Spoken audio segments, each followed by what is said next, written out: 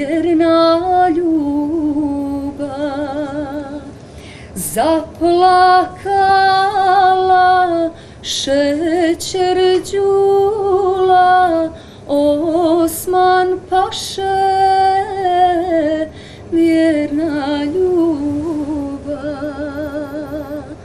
Moj Osmane, gdje si bio, gdje si vojsku izgubio?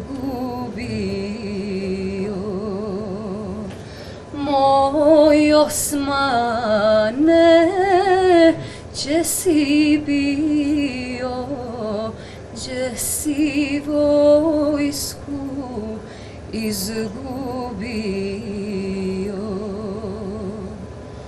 Evo mene, đulo mlada, pokraj plevna starog grada. Evo mene, đulo mlada, pokraj plevna starog grada.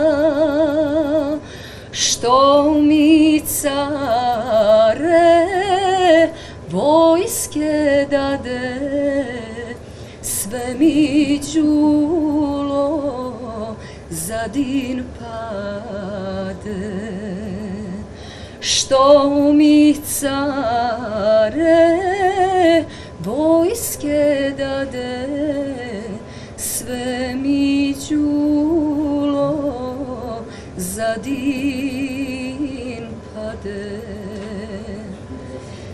Ropstva sam ti, đulo, pao, britku sablju otpasao. Ropstva sam ti, đulo, pao, britku sablju otpasao. Pa sad nemam nikog svoga sem Allaha jedinoga. Pa sad nemam nikog svoga sem Allaha jedinoga.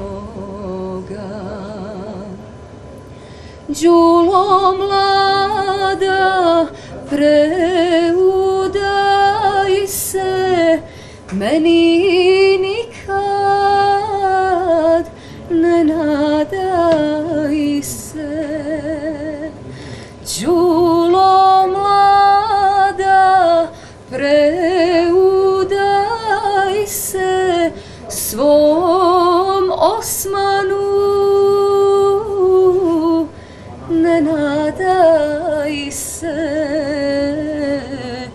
Dušman me je zarobio, sa tobom me rastavio. Dušman me je zarobio, za uvijek nas rastavio.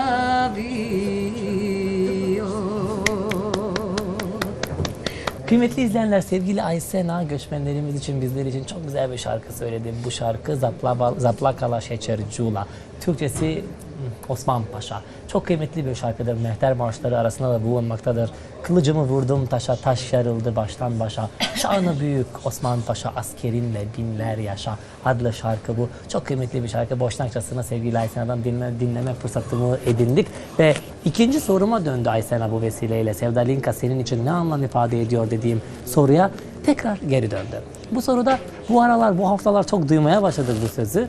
Tekrar o Bosna'daki küçük çocuğun tanımı ile başladı sevgili Aysena. Küçük bir çocuğun Sevdalinka hususunda babaannemin hem ağlaması hem şarkı söylemesi terimini söyledi. Onun için de Sevdalinka aynen öyle. Zira Sevdalinka okuyan, Sevdalinka söyleyen o aşkı, o şehveti, o güzelliği yansıtmak zorunda.